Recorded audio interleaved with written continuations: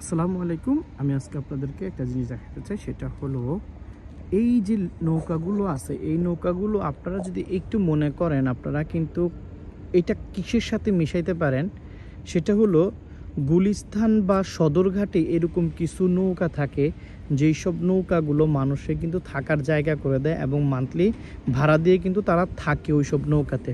আবার আপনি যদি পদ্মার পাড়েও দেখতে চান, তাহলে এরকম ভাসমান নৌকা দেখতে পান, এবং বাইদ্যা যারা আছে তারাও কিন্তু এরকম নৌকায় থাকে।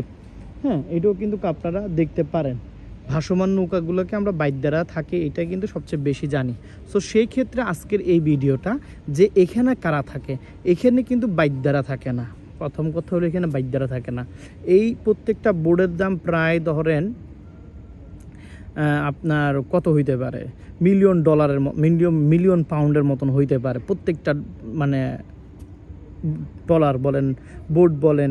এরা এগুলাকে কী জন্য মানে নিজেদের ব্যবহারে কাজে লাগায়, কেমনে কাজে লাগায়, সেটা তারা পার্সোনালভাবে জানে, আমিও তো ভালো জানি না। বাট এগুলা কিন্তু বাইদ্যাদের কিন্তু কি না। সো আপনি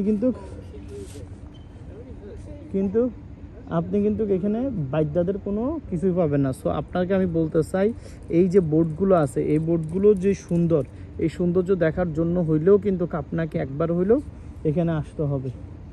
ঠিক আছে।